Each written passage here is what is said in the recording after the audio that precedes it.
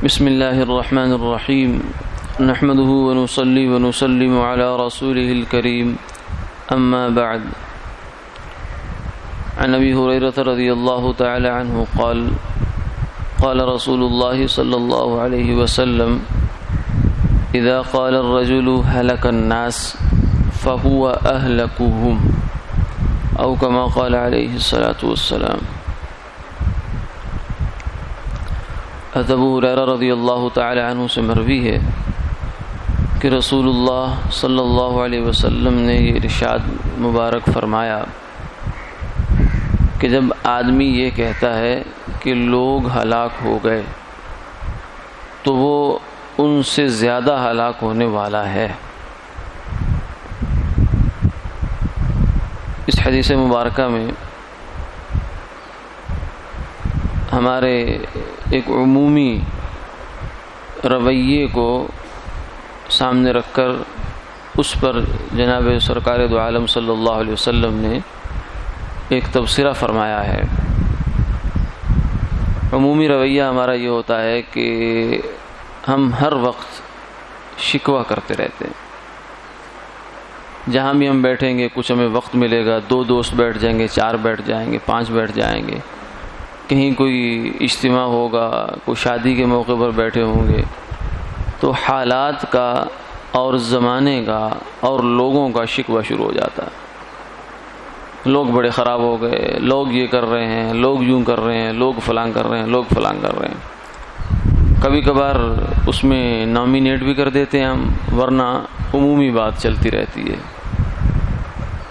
تو یہ جو ایک طرز عمل ہے ہمارا، آپ صلی اللہ علیہ وسلم نے فرمایا کہ جو آدمی یہ باتیں کر رہا ہے فَهُوَ أَهْلَكُهُمْ، یہ بندہ سب سے پہلے خراب ہے۔ کئی وجہ ہیں اس کی۔ ایک وجہ تو یہ ہے کہ یہ بندہ اپنے آپ سے غافل ہو گیا۔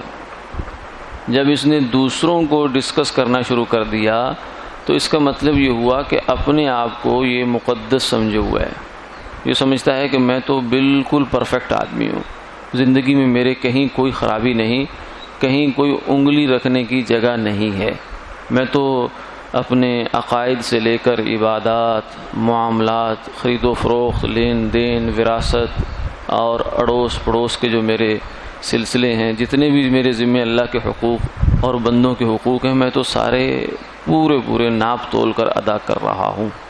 یہ گویا کہ اس نے پہلے تصور کر لیا ہے، پھر یہ اب دوسرے لوگوں کو جو ہے وہ ان کو دیکھنے چل پڑا ہے اور ان کے اوپر تبصرے کرنے چل پڑا ہے۔ تو ایک تو سب سے پہلی فرمایا اس کی بربادی یہ ہے، ہلاکت اس کی یہ ہے کہ اپنے آپ سے غافل ہو گیا۔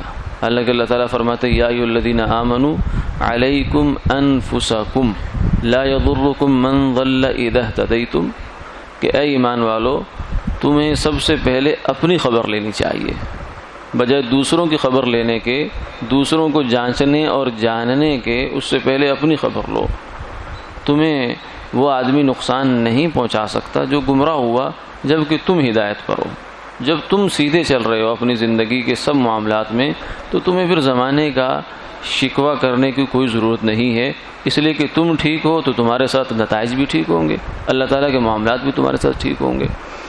تو ایک وجہ تو یہ ہوئی۔ دوسری وجہ یہ ہوئی کہ ایسی صورت میں آدمی جو ہے وہ غیبت میں بعض دفعہ پڑ جایا کرتا ہے، اور غیبت بہت شدید گناہ ہے۔ فرمایا الغیبت اشد من الزنا، زنا سے بھی زیادہ غیبت شدید گناہ ہے، کیونکہ غیبت میں فرمایا کہ حب جاہ ہوتی ہے اور گناہ میں حب با ہے، یعنی گناہ میں زنا کے اندر تو آدمی کو ایک جسمانی تقاضا ہے جس سے مغلوب ہو کر وہ عمل کر بیٹھتا ہے، اور عام طور سے آدمی اس کو برا ہی سمجھتا ہے، لیکن غیبت ایسا گناہ ہے کہ آدمی اس کے پیچھے حب جاہ ہوتی ہے، یعنی اپنے آپ کو اچھا سمجھنا اور دوسرے کو برا سمجھنا، اس پر کمنٹ کرنا۔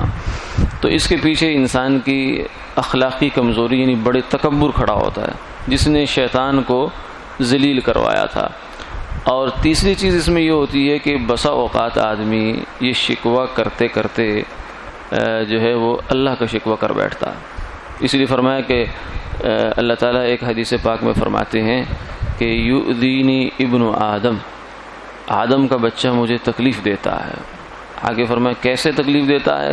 یسب الدہر، کیونکہ وہ زمانے کو برا بھلا کہتا ہے۔